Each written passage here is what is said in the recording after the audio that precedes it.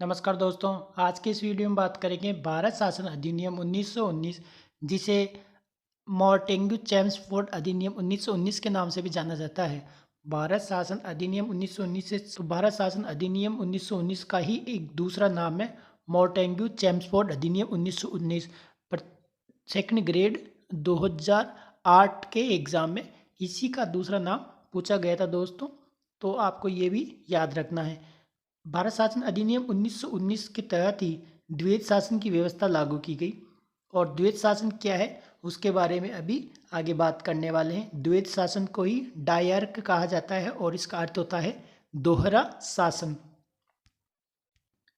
भारत शासन अधिनियम 1919 के तहत ही प्रांतीय विषयों को दो भागों में बांटा गया था, सुरक्षित विषय और हस्तांतरित विषय। प्रांतीय विषयों की जो संख्या है वह 50 प्रांतीय विषयों की संख्या थी, जिसमें सुरक्षित विषय 28 विषय माने गए और हस्तांतरित विषय में 22 विषय समाहित किए गए। सुरक्षित विषय का शासन प्रांतीय गवर्नर अपनी कार्यकारिणी से परामर्श से करता था।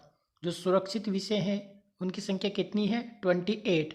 इन सभी का जो शासन है वो प्रांतीय गवर्नर अपनी जो कार्यकारिणी समिति उसने बना रखी थी उसके परामर्श से निर्णय लेता था और सभी कार्यों का क्रियान्वयन कार्यकारिणी समिति के परामर्श से ही करता था। कौन करता था? Governor general.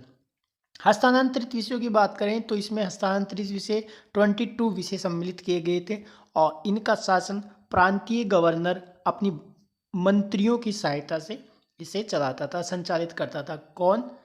प्रांतीय गवर्नर भारतीय मंत्रियों की सहायता से इसे संचालित करता था और सुरक्षित विषयों को कार्यकारिणी के परामर्श से ये संचालित किए जाती थी। प्रांतीय विषयों की संख्या पूछे तो प्रांतीय विषयों की टोटल संख्या है 50, जिसमें सुरक्षित विषय हैं 28 और हस्तांतरित विषय हैं 22। गवर्नर की कार्यकारिणी विधानसभा के प्रति उत्तरदायी न होकर गवर्नर के प्रति उत्तरदायी होती थी। केंद्र एवं प्रांतों के बीच शक्तियों का विभाजन किया गया। केंद्रीय सूची के अंतर्गत 47 विषय थे और प्रांतों की बात करें तो प्रांतीय विषय में 50 विषय समाहित। प्रांतीय विधानसभाओं में सांप्रदायिक आधार पर पृथक निर्वाचन प्रणाली का विस्तार किया गया। सांप्रदायिक आधार पर पृथक निर्वाचन प्रणाली का विस्तार भारत शासन अधिनियम 1919 के तहत किया गया। दोस्तों, इंडियन काउंसिल के कुछ कार्यों जैसे व्यापार, ब्रिटेन में भारतीयों की शिक्षा आदि के लिए भारतीय उच्चायुक्त का प्रावधान किया गया। भारतीय उच्चायुक्त का प्रावधान भारत शासन अधिनियम 1919 के तहत किया गया। भारतीय उच्चायुक्त की नियुक्ति भारत सरकार के परामर्श से सम्राट करता था।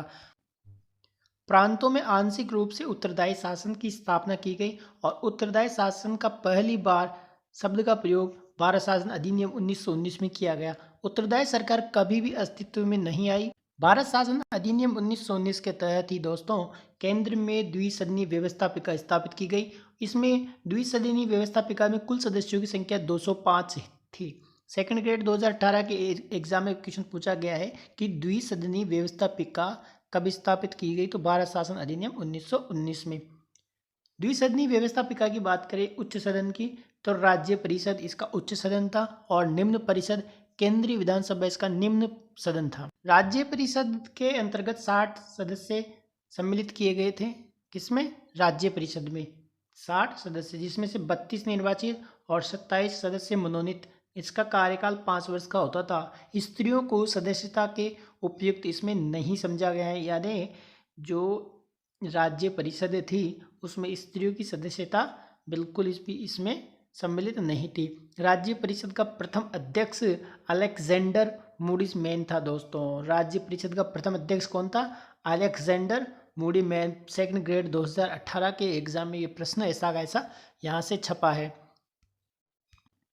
केंद्रीय विधानसभा की बात करें तो इसमें 145 सदस्य सम्मिलित किए गए थे, जिसमें से 104 तो निर्वाचित और 41 सदस्य मनोनीत। इसका कार्यकाल 3 वर्ष का होता था और जबकि राज्य परिषद का कार्यकाल कितने वर्ष का?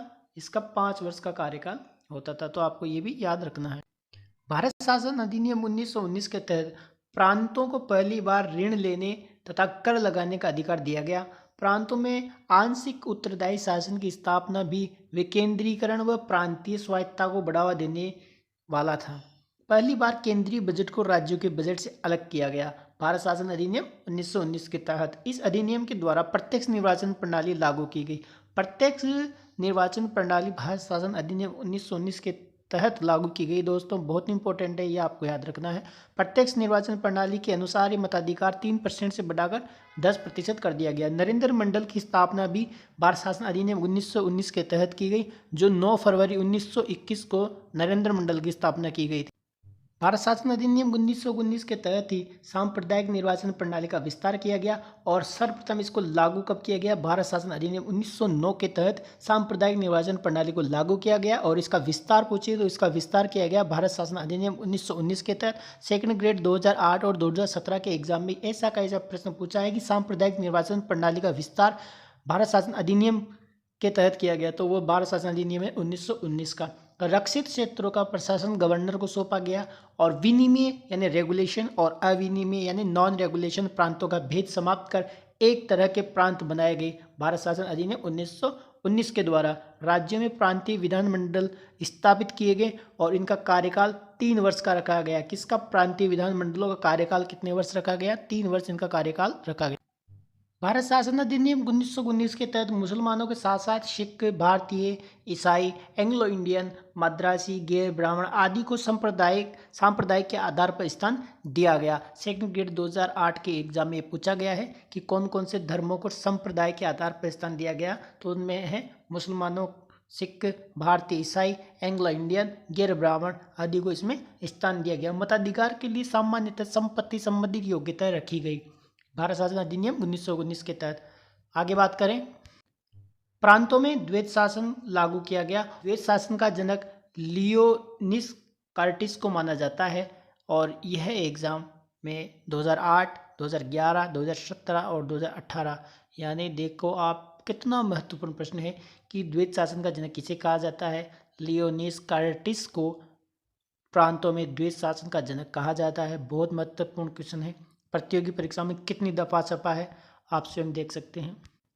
प्रांतीय विषयों की बात करें तो प्रांतीय विषय इसमें 50 समाहित थे और इनको 2 भागों में बांटा गया, कार्यकारिणी प्रथम और कार्यकारिणी द्वितीय। कार्यकारिणी प्रथम के अंतर्गत गवर्नर और सरकारी पार्षदों को सम्मिलित किया गया। शासन के विषयों की बात करें तो इसमें आरक्षित विषय 28 समाहित किए गए। उत्तरदायित्व बात करें कि कार्यकारिणी प्रथम किसके प्रति उत्तरदायित्व थी, तो गवर्नर जनरल के माध्यम से भारत सचिव के प्रति यह उत्तरदायित्व थी।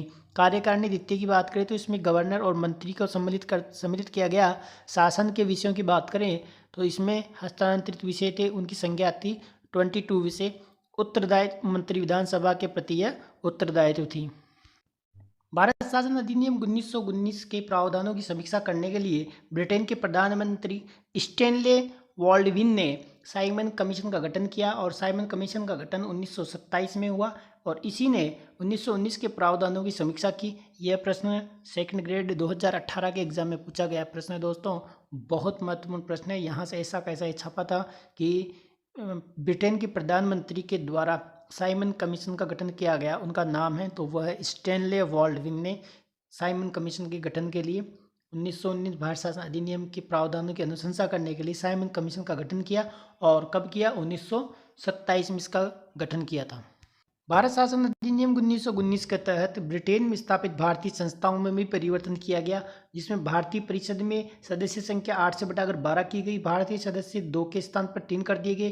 कार्यकाल 7 से घटाकर 5 वर्ष कर दिया गया। आधे सदस्यों को भारत में 10 साल का सेवा का अनुभव अनिवार्य कर दिया गया। किसमें?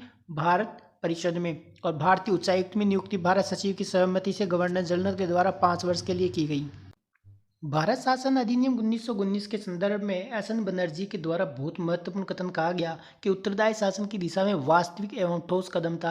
क्या था? भारत शासन अधिनियम 1919। तिलक ने इस अधिनियम के बारे में कहा है कि सुधार आधे अधूरे थे। एक प्रकार से यह बिना सूरज का सवेरा था।